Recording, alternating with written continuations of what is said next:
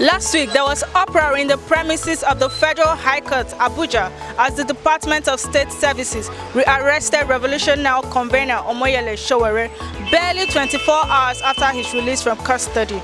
Was this action by the DSS justifiable?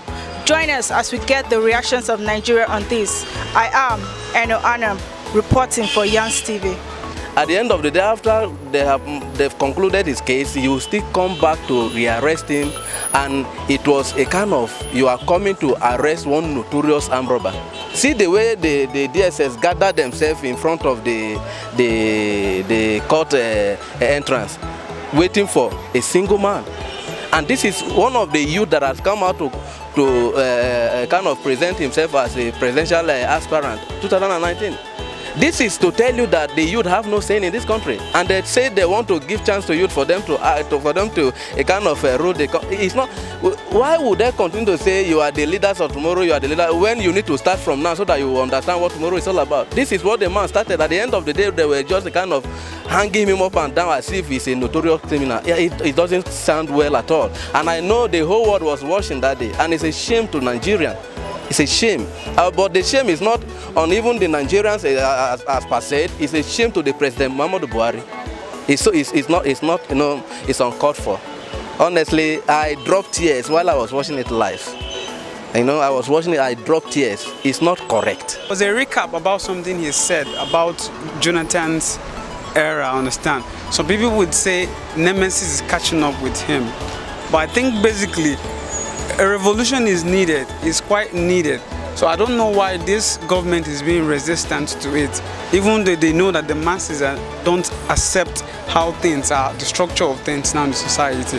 But the way they are handling the man is where I have a problem. If someone is not comfortable with what you're offering the person has the license to speak out and say, I don't like what you're doing to me. So it's not okay for me. I'm not really comfortable with the way the man is being handled. It's just unfortunate that Nigeria finds itself in this mess. If you agree with me, you will discover this administration has no respect for the rule of law. And I don't want to blame them because the judiciary themselves has already played fool into their hands. So they are just using them anyhow because they have soiled their hand. Most of them you see as judges or other things have skeleton in their cupboard. So when they see the truth, they are afraid to tell the world the truth. For me, I don't know. President Muhammadu Buhari, I am going to confidently say this, that I am ashamed of your government. And because why I'm saying this is, I feel that you, as a leader, you should protect our human rights. But from what just happened in the court last week, it just shows that, I don't know, it makes us feel like we don't have anybody protecting our lives and property. When we gained our independence in 1960, did we roll our thanks to do that? It's through the rule of law. I don't know if you understand. How is it that a court of competent jurisdiction have pronounced judgment on a matter? Then you, being the executive, you are very, very defiant about that. My advice is this: look, let the world powers, the likes of USA, China, especially the UN Security Council, let them not fold their hands and watch Nigeria. Let them intervene. It's not justifiable. In the sense that Oshowole was granted bail in a court of jurisdiction.